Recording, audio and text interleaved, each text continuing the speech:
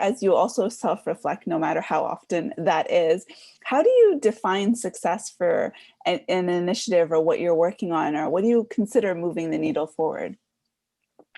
Yeah, well, ideally we ideally we define what that objective is before we kind of start in it, right? So we know where we're going. And from a marketing standpoint, strategy is huge. You don't want to just, I use the example a lot of if you get in the car and start driving, you don't know where you're going to end up.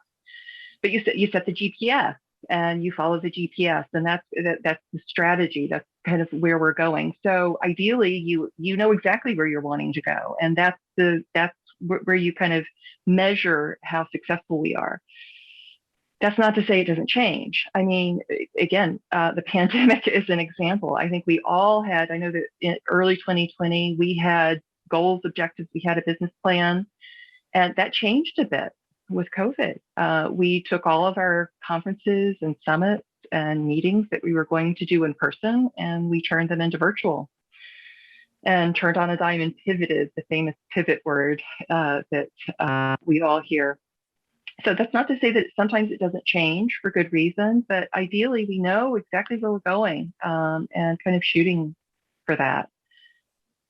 And I think personal success is a little different. It's we often hear in business that this person is a success, or this person isn't a success, and that is, I think, a fallacy. I think success individually is, what we say it is. Not everybody wants to run a company, nor should they, right?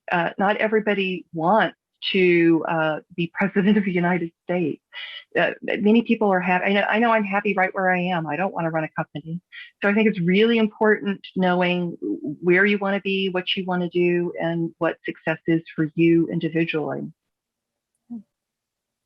I really like, so the first element too about success being that we have to plan or work forward towards a plan, but recognizing, I think the part about also recognizing how that will change, and that doesn't necessarily mean that something is no longer a success or deemed not a success. Mm-hmm. And I think that's very powerful, because many people just often judge if they're not going according to their initial plan that they had set, then it wasn't a success. But then just success is just going to slightly look differently. And to your point about it's what we also give, like the amount of, the weight that we give the word or how we define it, that can constantly change, whether it's professional or organization related. I think is also powerful, because the burden of it becomes less, right? Yeah. And so like you had mentioned, when you're trying to adapt, and you don't have to run after the standard metric of success or what someone else deems that to be. But I think the ability for it to constantly change is also nice, right? Because, if it doesn't work out initially, it can still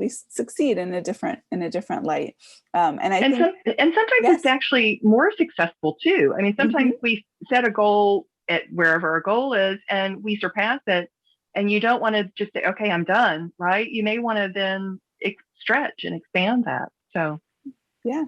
And it goes back, I think, to our initial even question about then you immerse yourself in something new that you don't necessarily have seen that would actually contribute overall much better to your own professional career or to the organization's metrics or outcomes that you have anticipated.